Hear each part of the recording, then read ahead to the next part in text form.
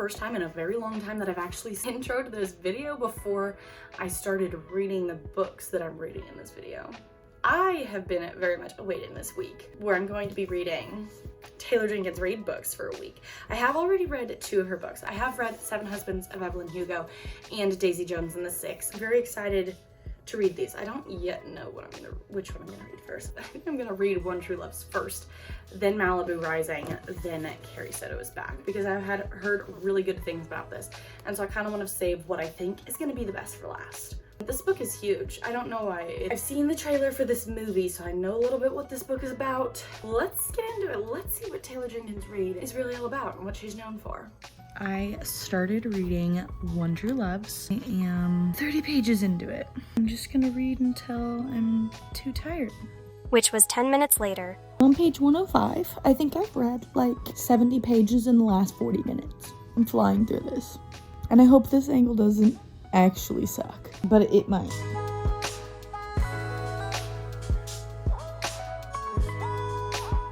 Two years? What's he been doing all this time? Drinking the ocean? Wow.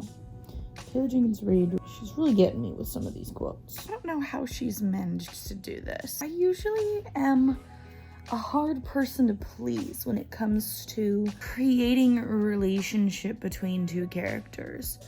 But somehow, in only 132 pages, TJR has gotten me to believe in 2 different relationships. And some authors can't even do it in 350 pages. I don't know how to feel about this right now. I'm a firm believer that I don't like cracking spines, but this book is so stiff that I'm very tempted to do so right now. I am losing my mind. So she sneaks in to her parents' house in the middle of the night because she didn't want to wake them up. But of course her parents heard her, and her dad comes running into the room with a baseball bat. And Emma is looking at him like he's nuts. And then he says, "Emma, our apologies. The next time we fear we are being attacked in the night, we will first check the kitchen table for a note." I've been laughing for like 3 minutes. He's really getting on my nerves. I just finished. I read about 290 pages of this book in one sitting. It's the next day. Time to start Malibu Rising.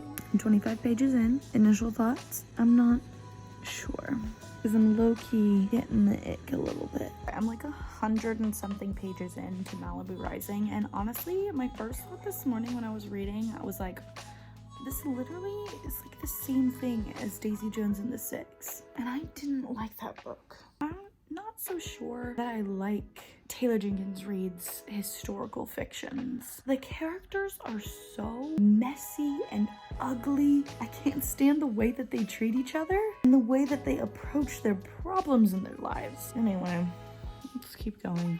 I'm like 260 something pages into Malibu Rising. Like when Taylor Jenkins Reid writes her historical fictions, they have like the same major plot points. How is this book different from the other ones? But I will say this one has my attention more so than the other ones did. This one is like a dumpster fire that you can't look away from. I'm almost done with this book. A little less than 40 pages left. I already have a feeling I'm not going to be happy with the ending of this book.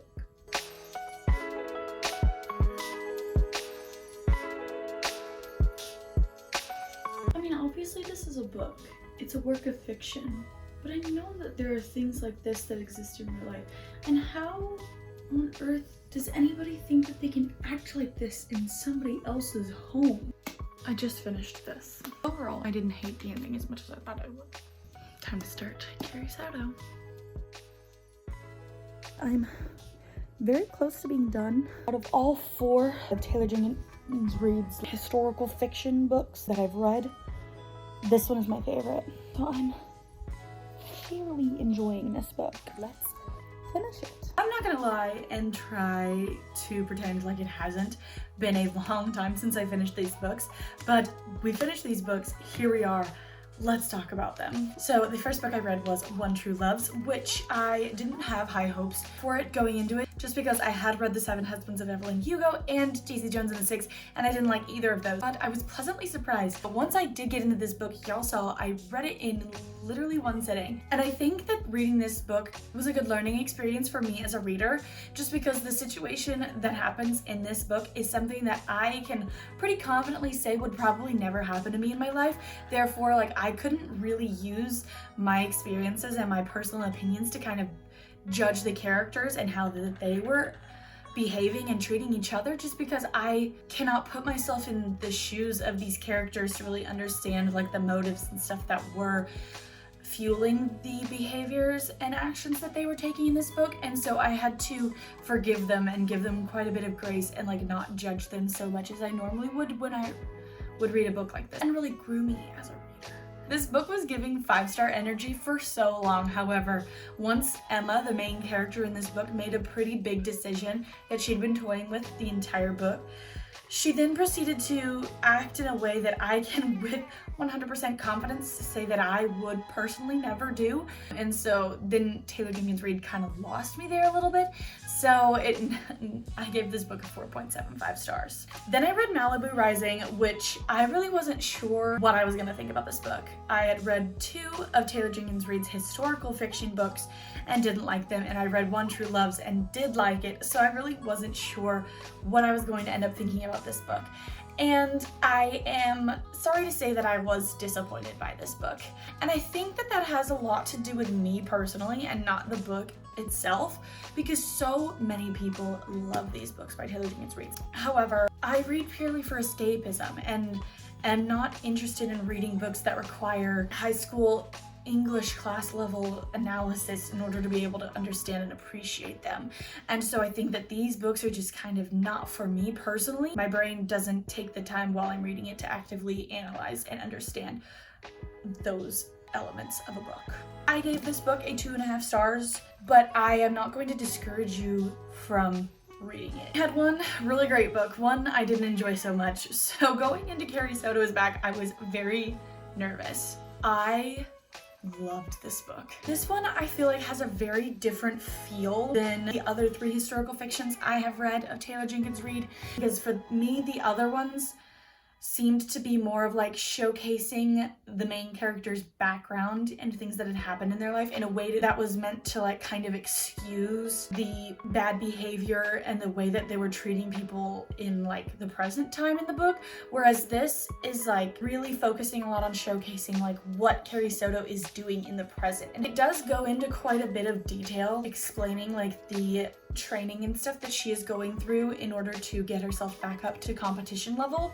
And I just remember while I was reading that just thinking like, wow, imagine being so passionate about something that you are willing to put your body through that torture, like on purpose. I don't think I've ever been as passionate about something as Carrie Soto was in this book, and I feel like that was such an interesting experience to read through.